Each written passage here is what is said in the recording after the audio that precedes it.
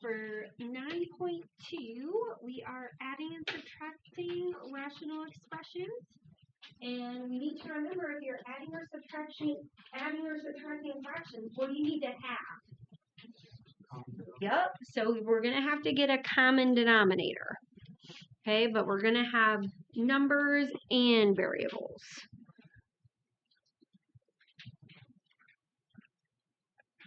Okay, and then when you are getting a common denominator, that means you are going to have to multiply to get the least common denominator for those rational expressions. And we call the least common denominator the LCD. Okay, it's the same thing as the least common multiple, which we'll talk about as well. Now, you are only allowed to multiply by something that's equivalent to 1. So when we multiply, it's going to be a fraction that's equivalent to 1. All right, so we're going to start with 2 over 5a squared b plus 7 divided by 10ab.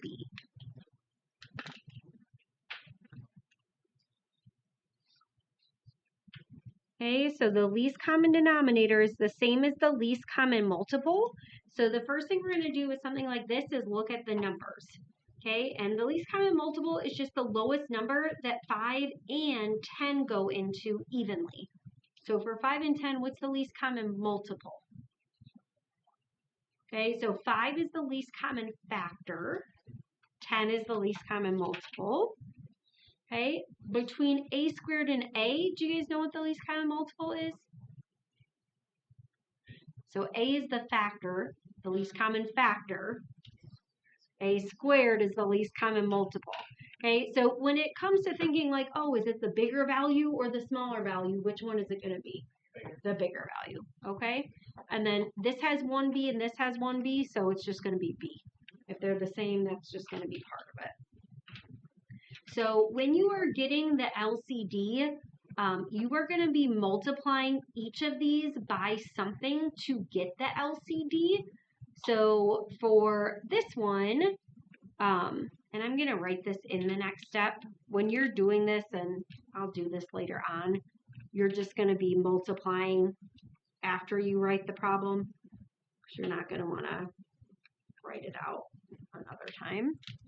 But I do think it's a little bit easier to see on the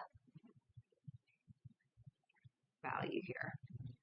All right, so if I'm going to get 10a squared b, I have 5a squared b. What do I have to multiply the denominator by to get the 10a squared b? 2. So whatever I multiply the denominator by, I multiply the numerator by. Okay, so the 2 times 2 is going to give me 4 over, and then this is 10a squared b plus. Okay, and feel free to write down what you have to multiply for the second one if you're ready. Okay, so I have to get 10a squared b. I have 10ab. So what should I multiply by? Just a, because a times a will be a squared. Yeah. Okay, so then I have 10. A times a is a squared b. And then 7 times a is just 7a. And now, when you're adding fractions, you only add what part? Yeah, you only add the numerator. So it's 7a plus 4 because they're not like terms. And the denominator stays the same.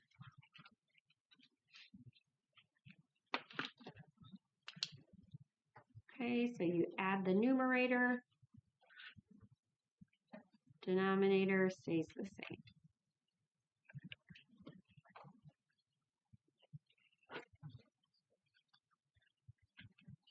Okay, so you're always trying to multiply to get the LCD. Okay, for B,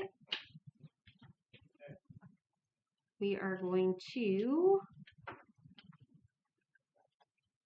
have a trinomial.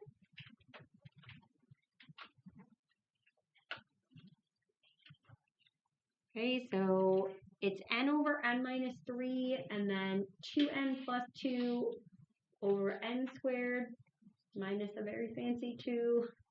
And I started to write plus, and I had to get creative. Minus 3. Now, you've just come off of something where you're factoring the numerator and the denominator, so we might want to continue that. But for these, you only need to worry about factoring the denominator.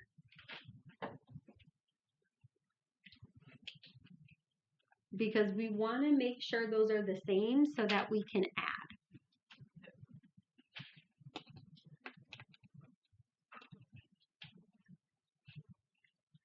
And we're going to have to factor before we assess what the least common denominator is going to be. So we have n and n multiplies to -3, adds to -2. We know 3 is prime, so it has to be 3 and 1. So we'll make the 3 a negative, the 1 a positive. Okay, and then we're ready to identify the LCD. Okay, so in this denominator, you have n minus 3, so that has to be part of the LCD. In this one, you have n minus 3. We already have that, but we also have an n plus 1. So you can just write that in factored form. Okay, it's going to be a lot easier just to keep it in your factored form. Okay, so I have n over n minus 3 plus 2n plus 2, which I'm not going to factor yet, or possibly ever.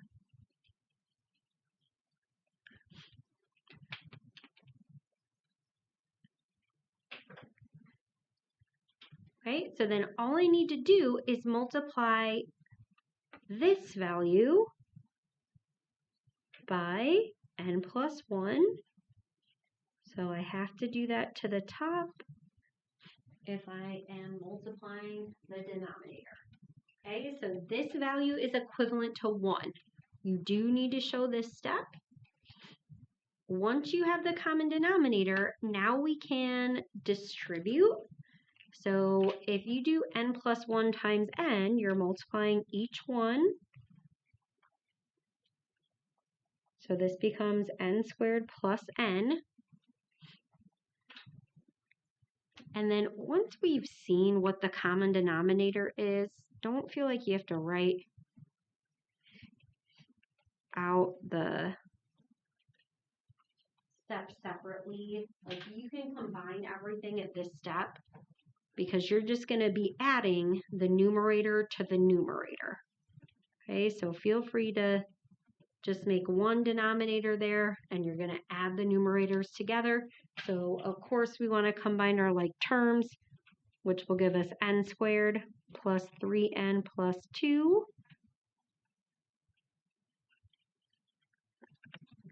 And then if you can factor this, now you can factor.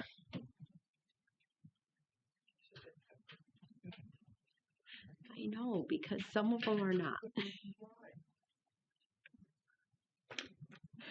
Did I lie or did I say we're possibly going to factor this later, if ever?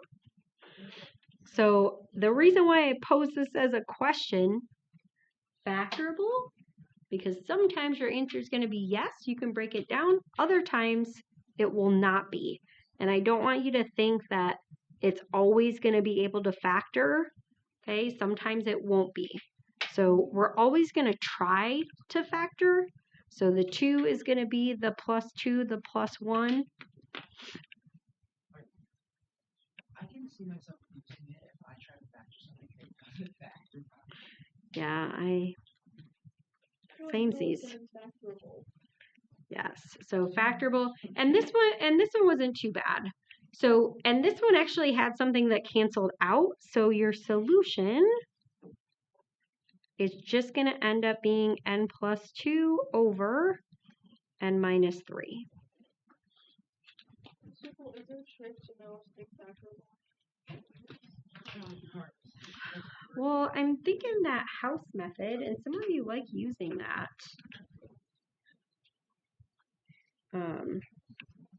When I first taught you factoring, I have a few people who still use that too. But no, I wish there was something quicker where I could just tell you.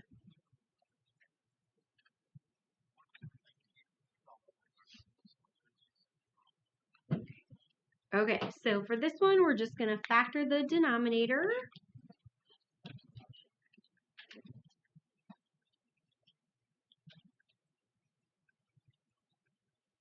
Okay, so you have x and x, it multiplies to -4, so a +3, a -1. Okay, so you can see right away what you're going to multiply the second one by, right?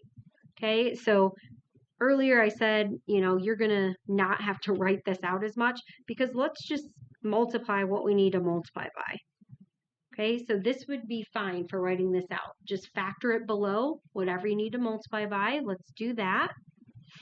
And you don't have anything to multiply the first one by, so that's going to be x minus 3, and then plus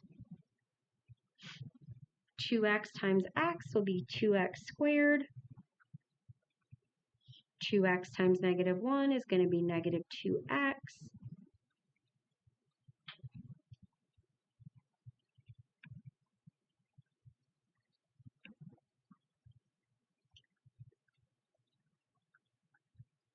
Okay, so you have 2x squared, x minus 2x is -x.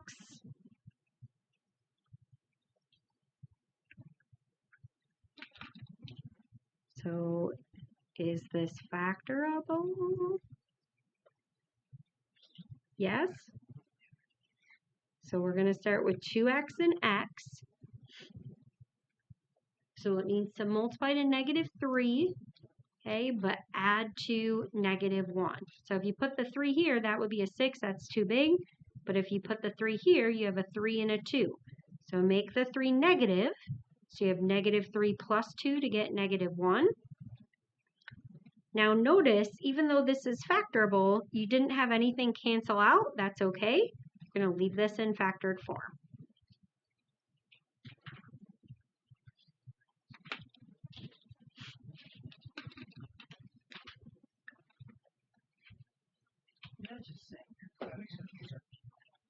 Oh, thank you. You may always say that.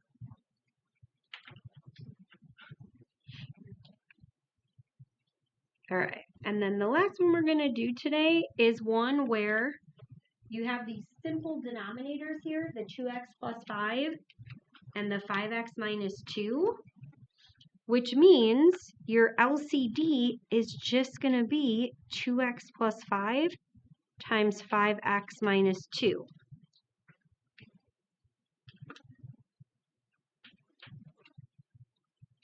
So when you're doing this, I'll squeeze this in here. Do you guys want to do that too? So I don't have to write it out again.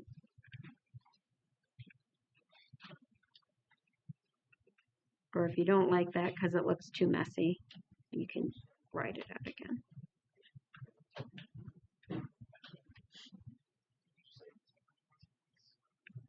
We can do it. Okay, so when you have a binomial times a binomial, you are going to FOIL. Okay, so you should have 15x squared minus, and I actually just write out the -6x minus 10x, and I worry about doing my like terms after. Okay, now see how you have the negative here?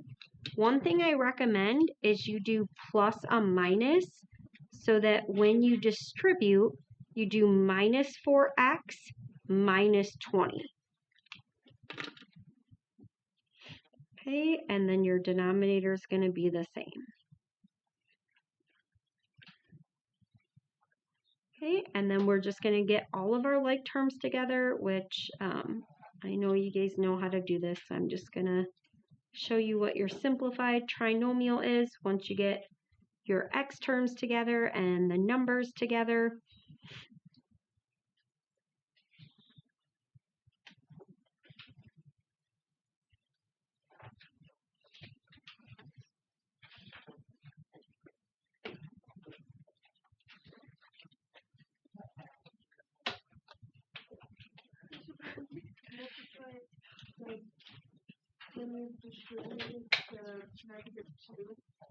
Oh, thank you. I was like, why? I'm like, that should be -6.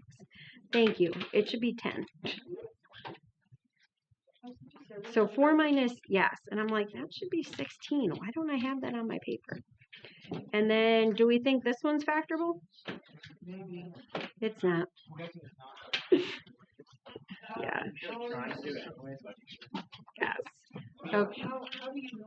We'll go over that tomorrow. Okay. But that one is not factorable.